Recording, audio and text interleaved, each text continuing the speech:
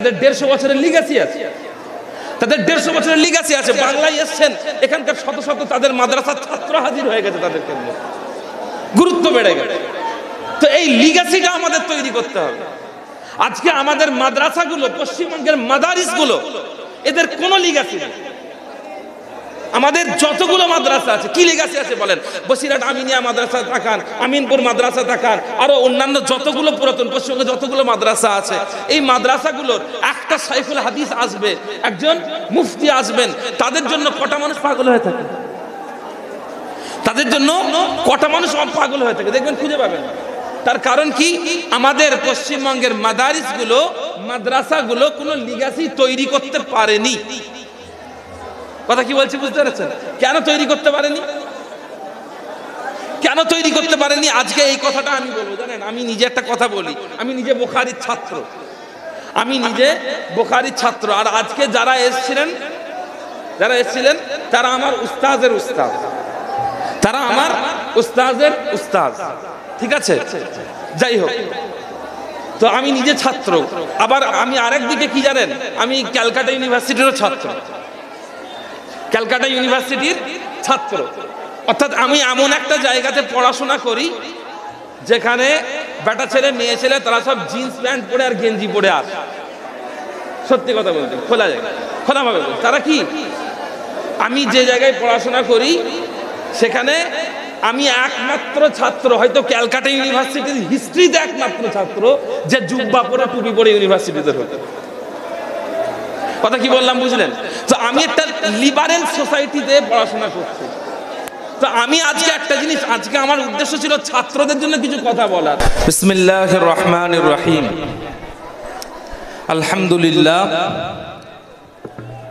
আলহামদুলিল্লাহ নাহমাদুহু ওয়া নাস্তাঈনুহু ওয়া নাস্তাগফিরুহু ওয়া নু'মিনু বিহি ওয়া নাতাওয়াক্কালু আলাইহি ওয়া নুসাল্লি আলা রাসূলিহিন নবিয়্যিল কারীম ওয়া আলা আলিহি ওয়া আসহাবিহি আজমাইন, আম্মা বাদ। আজকে আমাদের এই মাহফিল as-sahih লিল ইমাম আল বুখারী কিতাবের সূচনার জন্য। এই কিতাবের আসল নাম যদিও as-sahih নয়, এই কিতাবের আসল নাম হচ্ছে আল জামিউল মুসনাদুস সাহিহুল মুখতাসার মিন উমুরি রাসূলিল্লাহ সাল্লাল্লাহু আলাইহি ওয়াসাল্লাম ওয়া সুনানিহি ওয়া আইয়ামিহি। যাই হোক, একাডেমিক ডিসকাশনে না যায়, কারণ আমি অধম। আজকে এখানে যারা উপস্থিত ছিলেন অনেক বড় বড় আলেম ছিলেন, আমি অযোগ্য। যখন ইমাম মুনজিরি রহমাতুল্লাহ আলাইহি, আপনারা তো অনেকে নাম শুনেছেন, ইমাম মুনজিরি আত-তারগীব ওয়াত তারহিবের লেখক।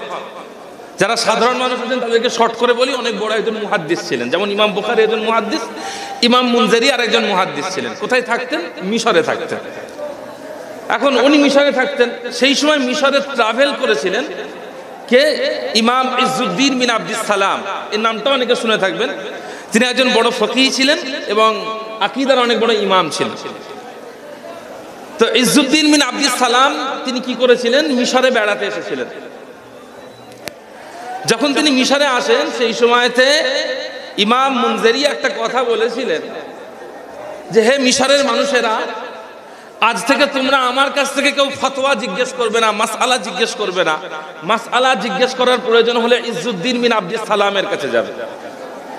ঠিক একইভাবে ইমাম ইজ্জুদ্দিন বিন আব্দিস সালাম সমস্ত তার ছাত্রদেরকে বলেছিলেন যে, তোমরা যদি কোনো হাদিস জানতে চাও, ওই হাদিস আমাকে জিজ্ঞেস করবে না, আব্দুল আজিম আল মুনজিরিকে জিজ্ঞেস করবে, কারণ মুহাদ্দিস এখানে হাজির আছে।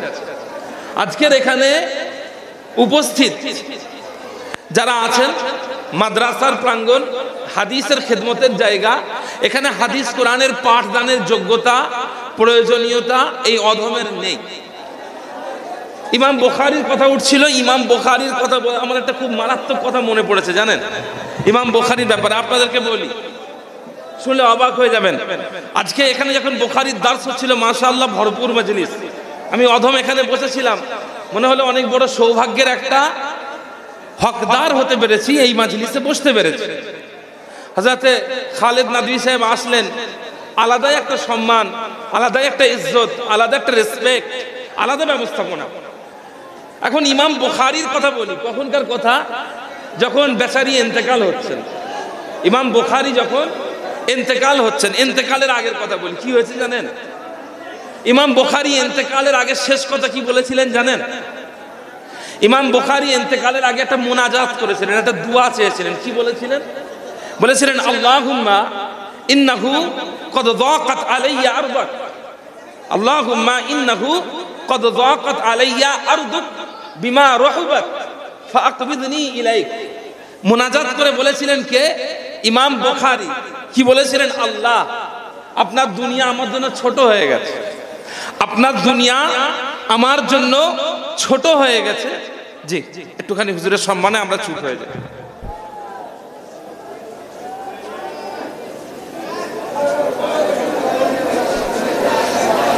জি,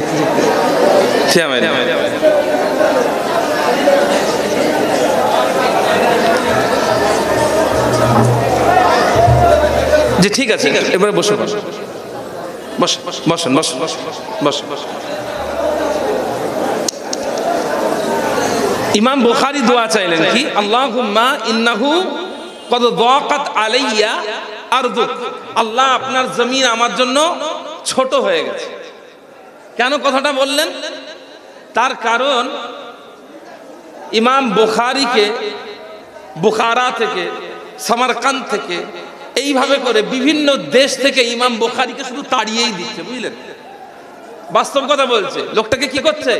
তাড়াচ্ছে, বের করে দিচ্ছে, দেশ থেকে বের করছে, এই দেশ থেকে বের করছে, ওই দেশ থেকে বের করছে, ওই দেশ থেকে বের করছে। বেচারা শেষ পর্যন্ত একটা জায়গায় গিয়ে পৌঁছেছিলেন আফগানিস্তানে, হেরাটের পাশে গিয়ে, সেখানেও বেচারা মুরব্বী হয়ে গেছেন, বয়স হয়ে গেছে। কার? ইমাম বুখারীর, মুহাম্মদ বিন ইসমাইল আল বুখারীর কথা বলছে, বুড়ো হয়ে গেছে। এই সময়তে ওনাকে কি করছে? ওখান থেকে তাড়াচ্ছে লোক, যে এখানে থাকতে পারবেন না, বেরিয়ে যান আপনি। তো ইমাম বুখারী একটা ছোট্ট খচ্চর জোগাড় করেছে, ছোট্ট খচ্চর।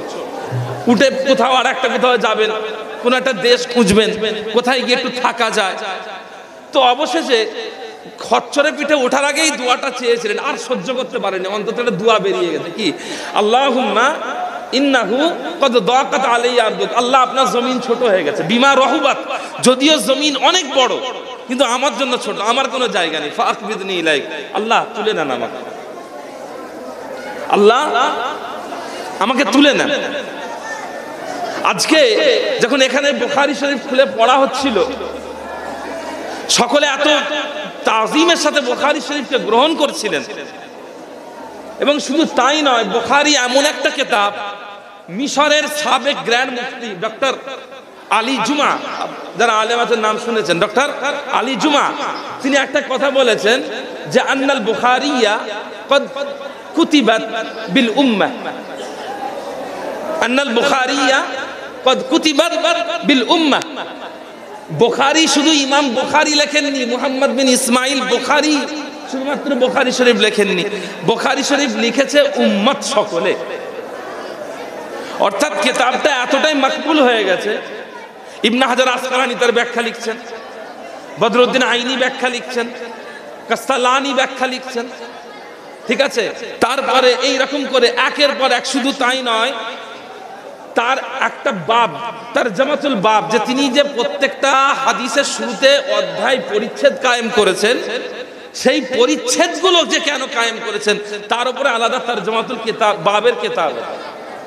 তো পুরো জাতি মিলে একটা কিতাবকে লিখেছে, অথচ বুখারী, ইমাম বুখারী, সেই লোকটা ইন্তেকালের আগে বলছে আল্লাহ দুনিয়ার তোমার জমিনে আমার কোনো জায়গা নেই, মেরে দাও আল্লাহ আমাকে, আমি আর পাচ্ছি না, আল্লাহ এবারে কবরে যেতে চায়।